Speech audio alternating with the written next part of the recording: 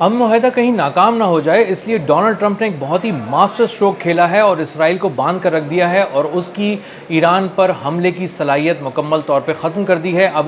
اسرائیل کسی طرح ایران کے اندر گھس کر کوئی بڑی کارروائی نہیں کر سکتا اور وہ ایران سے کسی طرح کی ایک ایسی جنگ نہیں لڑ سکتا جو جنگ کسی طرح سے بھی طویل ہو سکتی ہو۔ میرا نام اظہر علی خان ہے اور آپ دیکھ رہے ہیں آج کی بات۔ ڈونلڈ ٹرمپ کو بھی دیگر لوگوں کی طرح یہی فکر تھی کہ امن معاہدے پر اگر کسی نے وار کیا یا اس کے خلاف کوئی سازش کی یا اسے ناکام بنانے کی کوشش کی تو وہ کوئی اور نہیں ہوگا، نتن یاہو ہوگا اور اس کی کیبنٹ ہوگی اور اس کے دوست ہوں گے اور اس کے بزنس ٹائکونز ہوں گے اسرائیل کے، اور وہ مسلسل کوشش کر رہے ہیں کہ کسی طرح اس معاہدے کو ناکام بنا دیں اور کوئی ایسا تنازع کھڑا کریں جس میں ایران اور امریکہ آپس میں لڑ پڑیں یا ان کے درمیان جو ایک تعلق بن رہا ہے کسی طرح کا جو آگے جا کے معاہدے کی شکل اختیار کرے گا وہ تعلق ٹوٹ جائے اور کوئی ایسی بدمزگی پیدا ہو جائے جس کے بعد دونوں پھر آمنے سامنے آ جائیں اور اس کو جنگ کا ماحول بن جائے اور اس سے نتن یاہو کو فائدہ ہو۔ لیکن ٹرمپ نے یہاں پر ایک بہت ہی شاندار اور ماسٹر سٹروک کھیلا ہے اور اپنی فوج کے تعاون سے اس کی ساری جان ہی نکال لی ہے اسرائیلی آرمی کی، اور اسرائیلی ایئر فورس سے وہ تمام طاقت چھین لی ہے جو اس کے پاس تھی ایران میں ڈیپ انسائڈ جا کر اندر گھس کر حملہ کرنے کی۔ اور اس کے جو طیارے تھے ایئر فورس کے جب وہ جا رہے تھے اندر جاتے تھے تقریباً 1500 سے 2000 کلومیٹر تک اندر جا کر وہ مختلف اہداف کو نشانہ بناتے تھے، یہ صلاحیت امریکہ نے چھین لی ہے۔ اور وہ صلاحیت کس طرح چھینی ہے؟ اس نے اپنے KC-135 ریفیولنگ ٹینکرز جو بین گوریون ایئرپورٹ پہ تل اویو کے کھڑے ہوئے تھے اور اسی لیے بھیجے گئے تھے تاکہ وہ کسی بھی طرح کے حملے میں سپورٹ کر سکیں اسرائیل کو اور ایران کے اندر ڈیپ انسائڈ جا کر حملوں کو یقینی بنا سکیں، وہ تمام KC-135 ریفیولنگ ٹینکرز واپس بلانے شروع کر دیے ہیں اور ایک کے بعد ایک جو ریفیولنگ ٹینکر ہے وہ اس وقت بین گوریون ایئرپورٹ جو تل اویو کا ہے وہاں سے ٹیک آف کر رہا ہے اور امریکہ کی بیسز کی طرف جا رہا ہے اور امریکہ ایک ایک کر کے اپنا ریفیولنگ ٹینکر تل اویو سے نکال رہا ہے۔ اس کا مطلب یہ ہے کہ ریفیولنگ ٹینکرز اب اسرائیل کو اویلیبل نہیں ہوں گے کسی طرح بھی۔ اگر اسرائیل کی ایئر فورس، اسرائیل کی آرمی، نتن یاہو اور اس کی کیبنٹ یہ سوچتے ہیں کہ وہ ایران کے اندر جا کر گہرے اہداف کو نشانہ بنا سکیں گے، دور کے اہداف کو نشانہ بنا سکیں گے، تو وہ 1500 کلومیٹر اور 2000 کلومیٹر تک اندر نہیں جا سکیں گے کیونکہ ریفیولنگ ٹینکرز درمیان میں ان کے طیاروں کو ریفیول ہی نہیں کریں گے، ایندھن ہی نہیں دیں گے اور اتنی دور تک اڑنے کی صلاحیت اسرائیلی طیاروں میں نہیں ہے کہ وہ دور تک جا سکیں، اور جا بھی سکیں تو وہ پورا ایک مشن مکمل کر کے اہداف کو کامیابی سے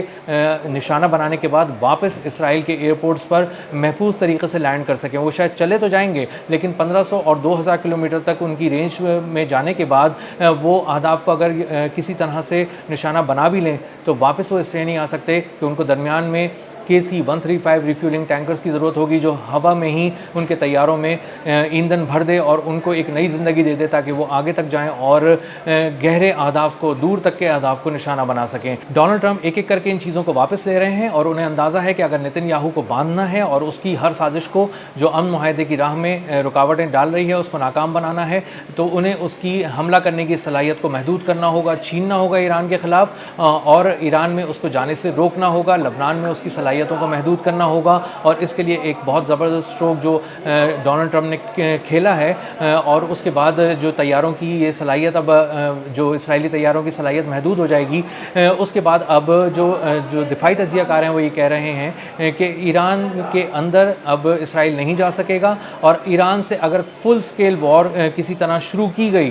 اسرائیل کی جانب سے تو وہ 12 دن سے زیادہ اب نہیں ٹک سکے گا۔ 12ویں دن کے بعد اسرائیل کو پھر امریکہ کی یاد ستائے گی اور اس کی مدد کو اس کو بلانا پڑے گا مدد کے لیے۔ لیکن اب ڈونلڈ ٹرمپ مکمل طور پر جنگ سے اکتا چکے ہیں، تھک چکے ہیں، اندازہ ہو چکا ہے انہیں کہ انہیں بہت ہی گہری چوٹ لگی ہے، اربوں ڈالر کی چوٹ لگی ہے، کچھ ایسی چوٹیں ہیں جو وہ دنیا کو نہیں دکھا سکتے، کچھ ایسے زخم ہیں جو دنیا کو نہیں دکھا سکتے، کچھ ایسے حقائق ہیں جنہیں وہ تسلیم نہیں کر سکتے اور انہیں بس اب بات کو دبا کر اور یہاں سے نکلنا پڑے گا، خاموشی سے نکلنا پڑے گا اور یہ کہہ کر نکلنا پڑے گا کہ ٹھیک ہے ہم نے ایران کو سمجھا دیا ہے، ایران کو بہت اچھی طرح ہم نے ایک سبق پڑھا دیا ہے، اب ہم واپس جا رہے ہیں اور اب ہم جنگ نہیں چاہتے۔ لیکن اصل بات یہ ہے کہ ڈونلڈ ٹرمپ بری طرح زخمی ہو چکے ہیں، ان کی فوج زخمی ہو چکی ہے، مالی طور پہ بھی زخمی ہو چکی ہے، عسکری طور پہ بھی زخمی ہو چکی ہے اور اس کی فوجی صلاحیت کو بہت ہی زوردار دھچکا ایران سے جنگ میں لگا ہے۔ اور اس کے بعد اب اگر اسرائیل کو نہیں روکا گیا تو ڈونلڈ ٹرمپ کو معلوم تھا کہ دوبارہ اسرائیل ایران پہ حملہ کرے گا اور کسی بھی طرح کھینچ کر ایک تو امن معاہدے کو نقصان پہنچائے گا اور دوبارہ امریکہ کو جنگ میں کھینچ کر لے جائے گا اور امریکہ اب اس جنگ जंग में नहीं जाना चाहता। तो डोनाल्ड ट्रंप ने अपनी जो भी फौजी सलाहियत थी अमेरिका की, जो वो देकर एतमाद दे रहे थे नेतन्याहू को कि हम तुम्हारे साथ खड़े हैं, हमारे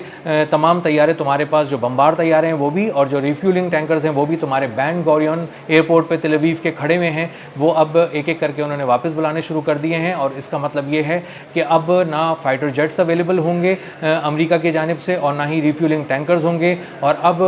लबनान में और ईरान के अंदर गहरे अहदाफ को और दूर तक देखे जाने वाले अहदाफ को, और जो बहुत ही स्ट्रेटेजिक अहमियत के हामिल अहदाफ हैं, उन्हें अब इसराइल निशाना नहीं बना सकता। और ये सलाहियत छिनने के बाद अब अंदाज़ा होता है कि बुरी तरह नेतन्याहू और उसकी काबीना जो चाहती थी कि वो मशरिक़ वस्ता का महाज गर्म रखे और ईरान पे हमले मुसलसल करते रहे, उनके हाथ पांव बांध दिए गए हैं। और अब वो अपने अंजाम की तरफ बहुत तेज़ी से बढ़ रहे हैं, जो कि बहुत दर्दनाक है। और बहुत सा अंजाम कानूनी पहलुओं से होता हुआ गुजर रहा है, अदालतों से होता हुआ गुजर रहा है, और अदालतें बिल्कुल तैयार खड़ी हैं। नेतन्याहू, उसकी कैबिनेट और उसके बिजनेस टाइकून्स जिन्होंने उसका साथ दिया इख्तियारात से तजावुज़ करने में और करप्शन में, वो सब अपने अंजाम को पहुँचने वाले हैं। और एक फ़ैसला जिसकी तलवार नेतन्याहू पे लटक रही थी बहुत अरसे से और उसको वो टाल रहा था बहुत सारी बैरूनी ताकतों की मदद से, अब वो तलवार उसके सर पे आकर गिरने वाली है। और इसराइल से वो सलाहियत छीन ली गई है जिसके ज़रिए वो ईरान पर अंदर तक घुसकर हमला कर रहा था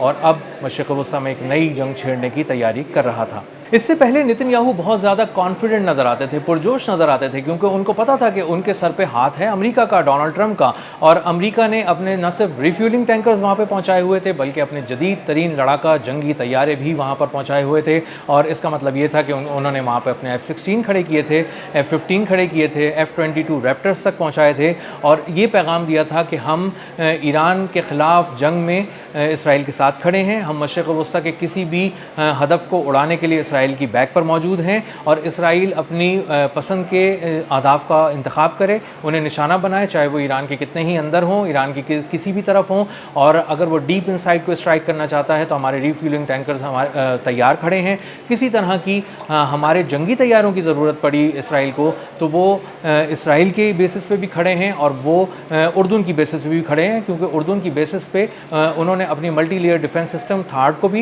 एक्टिव किया हुआ था, वहाँ पे रिलोकेट किया था, वहाँ लेके गया था अमेरिका। और इसी के साथ उसने अपने F-16 तैयारे भी वहाँ पे पहुँचा दिए थे। तो इसका मतलब ये था कि ईरान पे अगर वार करना है तो इसराइल के तैयारे और अमेरिका के तैयारे जो इसराइल से भी उड़ेंगे और जॉर्डन से भी उड़ेंगे, ये चारों तरफ से ईरान को घेरेंगे, ईरान पे हमले करेंगे, ईरान को मारेंगे और मुसलसल उसी की फ़िज़ाओं में उड़ते रहेंगे, क्योंकि वहाँ पे रिफ्यूलिंग टैंकर्स उनको ईंधन फ़िज़ा में ही भर कर देते रहेंगे और ये अपने अहदाफ को निशाना बनाते रहेंगे और बड़े पैमाने पर तबाही फैलाएंगे। इसीलिए अब जब ये रिफ्यूलिंग टैंकर्स यहाँ से एक एक करके टेक ऑफ कर रहे हैं तेल अवीव के एयरपोर्ट से, तो ये एक बहुत बड़ी खबर है और इसने नेतन्याहू के जिस्म से जान निकाल दी है। अब तक के लिए इतना ही, मिलते हैं अगले व्लॉग में किसी नई खबर, नए तज्ज़िये और नए ज़ाविये के साथ। अल्लाह हाफ़िज़।